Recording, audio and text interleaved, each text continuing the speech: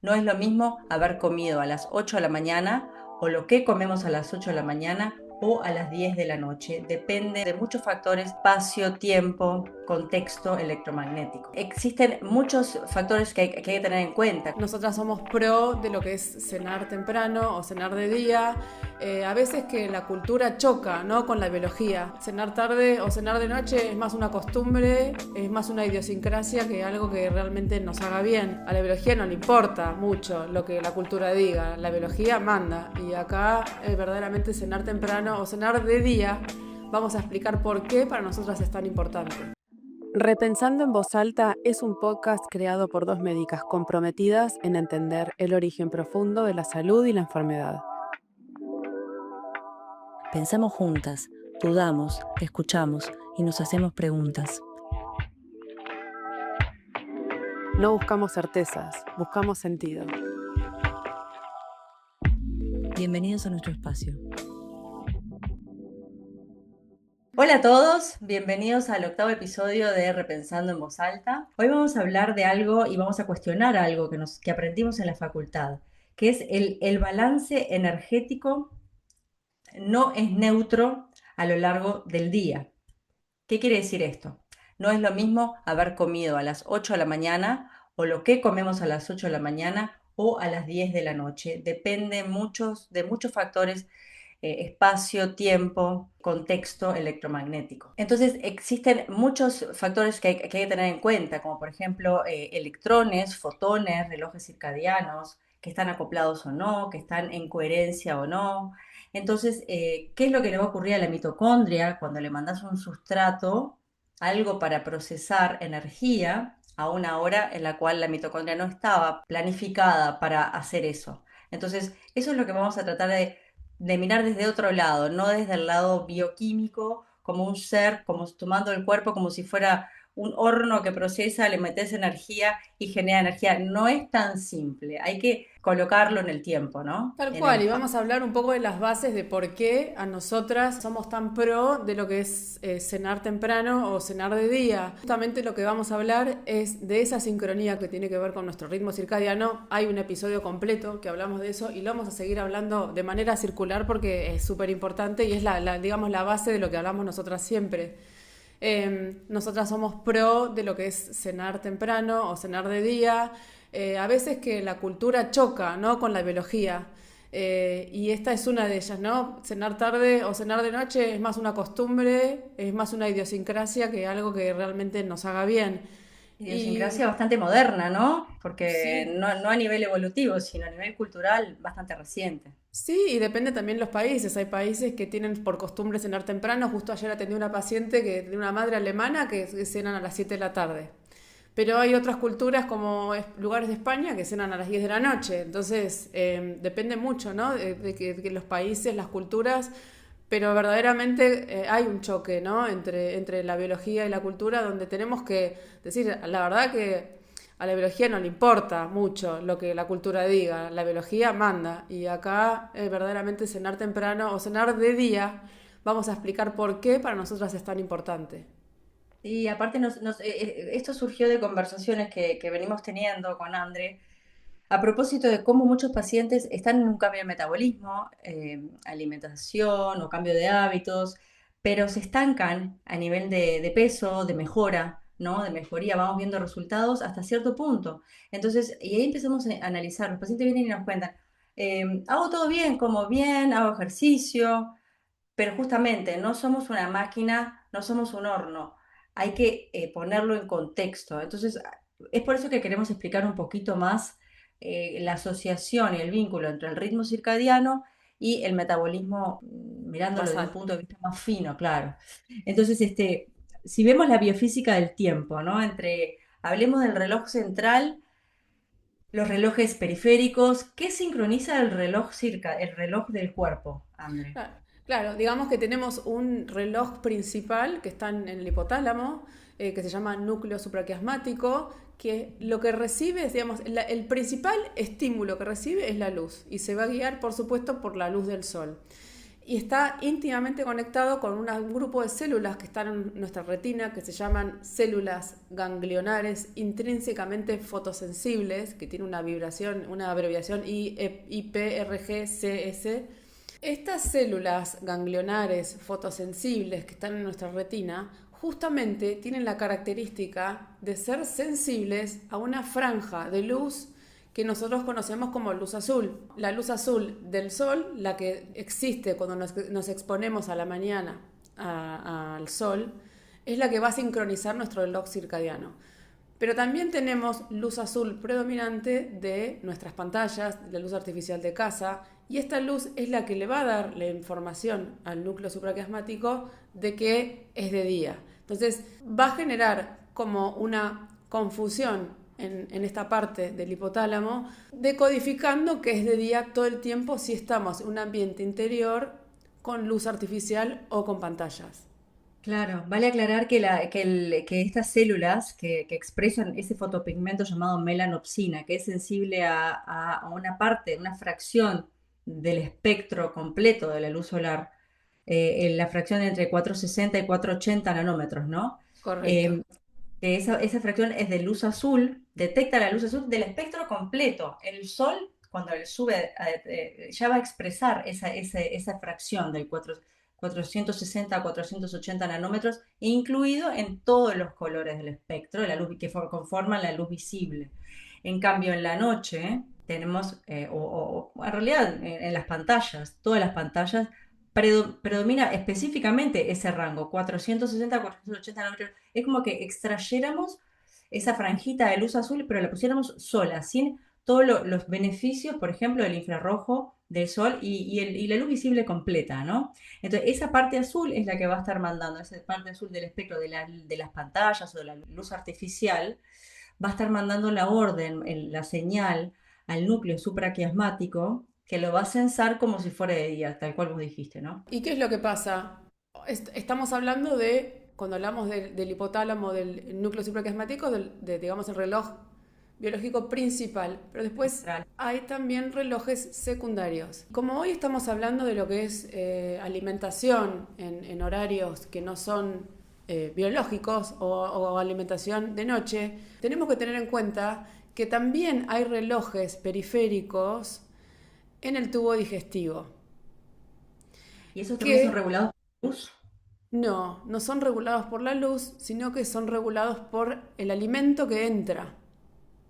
Entonces, el alimento que entra al tubo digestivo le va a avisar a estos relojes que es de día y que es hora de funcionar, ¿correcto?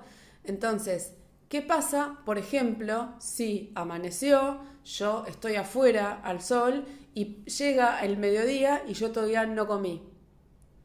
Va a haber lo que se llama un mismatch entre los relojes biológicos, tanto el principal como los secundarios, y nuestro ritmo circadiano, porque es como que estamos recibiendo luz de afuera, el núcleo supraquiasmático está interpretando que es de día, que hay que funcionar y está bien que lo haga, pero los relojes digestivos no están entendiendo que es de día, entonces hay confusión entre lo que pasa en un lado y el otro. Lo mismo pasa cuando comemos de noche. Claro, estás mandando la orden de digestión y los relojes periféricos no están recibiendo la orden de generar enzimas digestivas Exacto. por la hora del día que debería estar.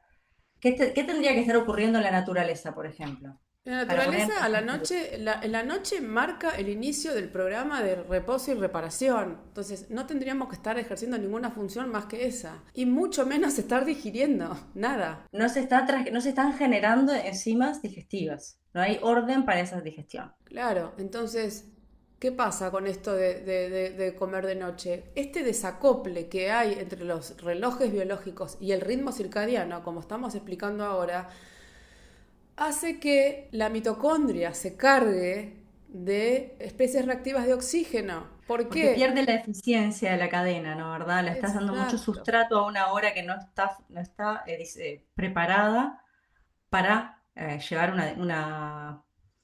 un proceso energético. Exacto, entonces estamos inflamándonos solamente por comer en un horario que no es el que corresponde. Por supuesto que uno no se da cuenta de esto en el momento, porque no te vas a dar cuenta y aparte porque es una costumbre, ¿no? Como que nadie está observando eso. Pero, como siempre decimos, el daño es acumulativo. Acumulativo y no te das cuenta porque no ocurre nada en agudo, ¿no? Es un mismatch crónico que está ocurriendo. Se comporta incluso si fuese un tóxico, ¿no? Un tóxico, una exposición tóxica lenta, Claro, ¿no? baja intensidad, claro. De baja intensidad. De hecho, se postulan algunas patologías en relación a este mismatch que estamos hablando, como por ejemplo la resistencia a la insulina, ¿no? ¿Por qué? Porque la mitocondria está generando más radical libre, entonces no Claro. está funcionando como corresponde. La estetosis Sí, hepática no no alcohólica, alcohólica. también, incluso también enfermedades neurodegenerativas. Sí, sí, disfunción tiroidea también. O sea, sí, es mucho estrés oxidativo mitocondrial acumulado a nivel del organismo, que no lo vamos a ver de inmediato, pero se va a acumular y va a empezar a generar consecuencias a largo plazo, ¿no? Y entonces, cuando hablamos hoy de la parte, no mirarlo solo desde el punto de vista de la digestión, el metabolismo, no mirarlo solamente desde el punto de vista bioquímico. Vamos a hablar del rol de la luz roja y de la infrarroja a nivel mitocondrial, porque esto me parece bastante interesante tener en cuenta, ¿no? Por ejemplo, el rol, la influencia de esta luz del infrarrojo cercano, ya estamos hablando de los 650 a 850 nanómetros sobre la citocromo C oxidasa, ¿no? El complejo 4 de la cadena de transporte de electrones mitocondrial. Claro, vamos a explicar Tiene un poco propiedades para. fotorreceptoras. Claro, eso, para que la gente entienda, o sea, la mitocondria, como ya repaso y vayan a ver el episodio de mitocondria, que tenemos un episodio entero. Pero el que no lo vio y quiere un repaso, la mitocondria es la central energética de la célula, entre otras cosas. No es lo único que hace, Unas cuantas cosas más, ¿eh? hace unas cuantas cosas, pero digamos, es la que hace que la comida que entra, o sea, el alimento que nosotros comemos, se termine traduciendo en energía. Entonces, esa mitocondria está formada literalmente por motores, pequeños motores ultra sofisticados que están uno al ladito del otro. Son como motores chiquitos, chiquitos, el 1, el 2, el 3, el 4 y el 5, que se van girando, ¿no? Como a muchas revoluciones por minuto, y van haciendo un pasaje de electrones, de protones, es complejo. Y lo que Caro está diciendo es que lo que se vio es que una franja de la luz roja, que se llama la luz cercana al infrarrojo, o NIR, Near Infrared, lo que hace es que estimula a uno de esos motorcitos, que es el complejo 4, la citocromo C oxidasa, haciendo que solamente con presencia de luz NIR se produzca ATP, sin sustrato alimentario. Sin tener que darle alimentos, que es una locura, ¿no? No, no está eso en los manuales de bioquímica. Claro, entonces es como más o menos como las plantas que nos ponemos al sol porque esta frecuencia Fotosíntesis, está dentro del espectro solar y estamos produciendo energía. literal, es una locura. Entonces, y justamente cuando uno distingue, ese rango de luz está presente todo el día realmente, ¿no? Todo el La- día, desde que sale el sol hasta que se pone el sol. Pero predomina, ¿qué quiere decir? Porcentualmente, predomina es en el amanecer y en el atardecer, ¿no? Porque no está con tanta intensidad ni el azul, ni no hay ultravioleta. Entonces, predomina dentro del espectro en el amanecer. Y es por eso es que nosotros, entendiendo esto, nos sirve para poder poner en perspectiva y decir cuál es la mejor hora para esto del ayuno intermitente, por ejemplo, ¿no? ¿Cuándo desayunamos? Bueno, primero vemos la luz solar, idealmente antes de que abra la ventana del ultravioleta A, que eso ocurre variable durante el año, ¿no? Es variable durante la época del año, pero unos 40 minutos, 50 minutos después de que sale el sol. Ahí ya recién se abre la ventana de ultravioleta A y luego sube el ultravioleta B. Pero si estamos afuera, idealmente a la hora del amanecer, porque ahí nos ponemos en sincronía con la naturaleza y seteamos nuestro ritmo circadiano. Pero si no se puede, lo más cercano a eso posible, antes de que se abra la ventana de ultravioleta A, entonces de esa manera estamos estimulando las citocromas C oxidasa mitocondrial del núcleo supraquiasmático, que de ahí nos va a mandar el primer dador de tiempo para organizar de ahí a todas las mitocondrias del organismo. Claro, y de hecho lo que también se postula, lo que postula Jack Cruz, que es un médico que nosotros seguimos, que justamente el hecho de alimentarte o comer en lugares cerrados, bajo luz artificial, le está privando a nuestro organismo de este input extra, ¿no? Que tiene el cuerpo de tiene que ver con comer afuera. Afuera me refiero a outdoor, no ir a un restaurante, ¿no? Sino a estar afuera bajo los rayos del sol. No hace falta que sea directamente, aunque estés afuera, como los rayos son onda, van a estar por ahí presentes y van a ser el mismo estímulo. Cuando comemos adentro nos privamos de ese input extra que tiene la producción de energía por los rayos NIR. Entonces quizás por eso necesitamos comer más, ¿no? Porque estamos como desbalanceados energéticamente, por decirlo de alguna Claro. manera. Sí, sí, es como que no estuviéramos recibiendo ese sustrato alimenticio en estos ambientes que son tan artificiales, ¿no? Con una luz que nos están desincronizando con nuestra biología. Otro tema interesante que ocurre es que esta luz a la que nos exponemos, la near infrared, la infrarrojo cercana, actúa sobre a nivel de la generación de lo que Gerald Pollack describe como agua de fase de exclusión o easy water, ¿no? Ujú. Que es agua ocurre que en las interfaces hidrofílicas de las membranas mitocondriales, ¿no? Es ahí donde se forma. Y esto actúa como una batería energética que acumula carga negativa a nivel perimitocondrial y sostiene un gradiente electroquímico, ¿no? Pero eso está estimulado directamente por la exposición al infrarrojo cercano. Entonces, nuevamente, vivimos adentro con iluminación artificial LED, en la cual en cualquier lámpara se extrae el infrarrojo, ¿no? Las artificiales LED. Entonces, ya de por sí no hay infrarrojo ni infrarrojo cercano, no hay. Entonces, estamos completamente aislados nuevamente de nuestra biología. Por eso es que ahora se está hablando de volver a la lámpara incandescente, ¿no? Y cada vez hay más estudios que si uno utiliza luz incandescente, que la luz incandescente versus la luz LED, es que tiene el espectro completo y Casi además completo. mantiene el infrarrojo, ¿no? Entonces el Claro. infrarrojo, la lámpara da calor, ¿se acuerdan como las lamparitas antiguas? Da calor comparada con la LED que no emite calor, ahí uno se da cuenta, si tiene dudas, la toca y la LED está fría o apenas tibia y la otra quema, caliente. Esas incandescentes que mantienen el infrarrojo es protector para nosotros, nos está generando agua estructurada en el cuerpo, está generando y activando esa citocromo C oxidasa que hablamos recién. Es una forma de paliarlo, ¿no? De paliar la vida Sí, moderna sí, de es interiores. como, sí, de verdad que la incandescente es mucho más coherente y va mucho más acorde a nuestra biología. Lo que pasa que la otra es más económica, ¿no? Sí, de Este, hecho, no la están permitiendo en algunos países, ¿no? La sí. incandescente por todos los temas de preocupación energética. Entonces, bueno, Bien, entonces, vamos a ir digamos, como si fuese que armamos una guía de qué pasa, en qué momento del día pasan las cosas, ¿no? Y si vamos a dividir en cuatro etapas, en la primera parte del día, que abarca desde las 5 o 6 de la mañana hasta las 9 de la mañana, lo que va a haber es, digamos, circadianamente, un pico de cortisol, ¿sí? El pico ese que hace que nos levantemos a la mañana y empecemos a funcionar. El cortisol está bien visto, no es que la hormona del estrés saludable. lo mira como Claro. algo malo, ¿no? Lo necesitamos para salir de la cama. Menos mal que sube. Exacto. Y por otro lado, también a las horas de la mañana temprano tenemos mayor sensibilidad a la insulina. ¿Qué quiere decir esto? Que es el mejor momento quizás para ¿Qué comer. comemos? Claro. Comemos carbohidratos, ¿no? No los demonizamos, los tenemos en cuenta, son muy ricos, nos hacen muy bien y quizás el mejor momento es comerlos a la mañana.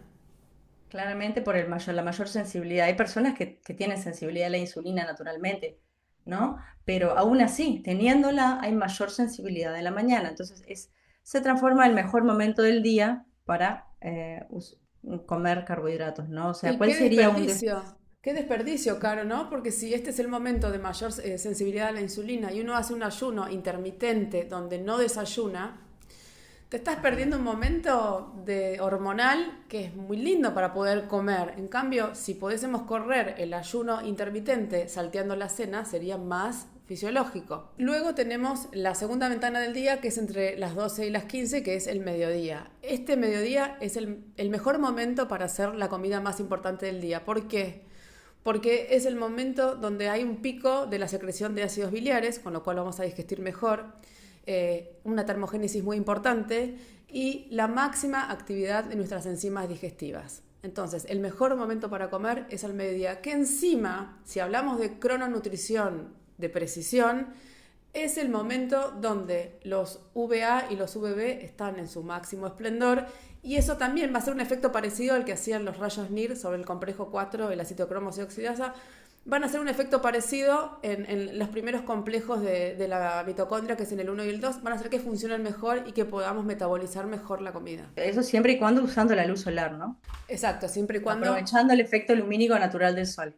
Exacto, comiendo afuera. No es importante solo cuándo comemos, sino dónde comemos. Y ahí está la tercera ventana, que va desde las 18 hasta las 20 horas, donde ahí sí predomina el infrarrojo del atardecer, lo que hablamos hoy, lo mismo que del amanecer, pero del atardecer, donde ya desaparece la luz azul y el ultravioleta, y donde el infrarrojo del atardecer ya entra a reparar, entra en ese proceso de reparación y nuevamente sincronizarnos y prepararnos para la oscuridad. Y acá es donde la mayoría de la gente, es donde nos perdemos un poquito, ¿no? Con este ocaso donde empieza a oscurecer, pero empezamos a prender luces, empezamos a estar Ahí desregularnos. ocurre y eso también va a llevar a una generación de radicales libres, ¿no? Exacto, por el mismo Extra, mecanismo que hablamos una nueva antes. oxidación. Eso va a Bien, generar daño lipídico y de las membranas mitocondriales y celulares, ¿no? Y proteínas. bien. Y por último, la cuarta etapa, la noche cuántica. Claro, ahí es cuando nuestra biología está preparada para recibir puramente oscuridad, ¿no? Y sin estímulos. Exacto, ahí encontramos el pico máximo de melatonina, que es la hormona del sueño y la hormona más maravillosa que tiene que ver con la reparación de nuestro organismo. Pico de hormona de crecimiento, claro, no es lo mismo, ya lo vimos, no es lo mismo dormirte a las 12 de la noche o a la 1 que dormirte temprano. ¿Vos viste lo que es dormirte a las 10 de la noche? Totalmente, y está medido y y hay estudios que así lo muestran, ¿no? Que esa reparación que uno recibe, de hecho se habla mucho en pediatría de eso también, ¿no? La hormona de Claro, crecimiento, si la queremos optimizar, ocurre en la primera parte de la noche, en la primera mitad de la noche, desde las 10 de la noche, 9 10 de es, la noche hasta las 2 de la mañana. exacto, ese es el momento de la agenda que tiene la hormona de crecimiento. Y Y la bueno, autofagia, ¿no? ajá, autofagia y apoptosis también que ocurren en la noche cuando dormimos. O sea, claramente es momento de reparación por excelencia, ¿no? No hay dudas. Claro, ¿qué pasa si comemos una comida, o sea, cargada de carbohidratos a las 10 de la noche? Eso va a aumentar la insulina a nivel de sangre, lo cual es contrario, va a impedir, bloquear la síntesis de melatonina, ¿no? Que es Claro, la que melatonina e necesitamos, insulina son opuestas. opuestas. Entonces es un problema que vamos a perder, ese escudo antioxidante que nos da la melatonina, que la segrega nuestro propio cuerpo, lo vamos a perder. Cuando comemos de noche también va a ocurrir que vamos a ver, si tenemos una digestión activa, va a haber una competencia del sistema esplácnico, que está enfocado en la digestión, versus el sistema de limpieza de cerebro, el sistema glinfático, ¿no? Lo que ocurre que durante el sueño, cuando se limpia el cerebro, literalmente las células de la glía se contrae, ¿no? Durante el sueño para que el líquido cefalorraquídeo fluya y limpie el cerebro de compuestos, de metabolitos que se usaron durante el día y que necesitamos que se limpien. Si tenemos digestión activa, toda nuestra energía, la demanda energética se va a ir hacia la digestión y vamos a perder la limpieza del cerebro, que nos va a servir incluso hasta para limpiar de beta amiloide, ¿no? Eso que se asocia con enfermedades neurodegenerativas como el Alzheimer. Qué importante, Caro, es esto, ¿no? De comer temprano, de comer, digamos, temprano y de día. Depende el momento de la estación, si es que estamos en alguna locación donde tenga estaciones, hay locaciones que no la tienen, pero bueno, comer de día, va a haber que correr el horario según la estación en la que estemos. Quizás en invierno hay que comer más temprano. Puede parecer una locura para la mayoría, pero los que se animan a probar verdaderamente sí sienten el impacto de todo esto. Sí, siempre, y tener en cuenta también que si vamos a cenar, ideal cenar liviano, idealmente en ese rango, como acabas de decir, pero si nos salimos un poquito, siempre elegir lo que le va a dar menos trabajo a nuestro organismo a esa hora, ¿no? Y no carbohidratos, carbohidratos no, en todo caso algunas proteínas livianas, algunas grasas. Eso va a ser óptimo para la digestión en pequeñas cantidades, claramente, ¿no? Bien, entonces vamos cerrando, Caro. Encantada, la verdad, André. Súper Bueno, interesante este tema. sí, Espero que re. les haya gustado el episodio y compártanlo con alguien que le pueda interesar. Y nos vemos la próxima. Y que se suscriban a nuestro canal de YouTube, Ah, que no se olviden.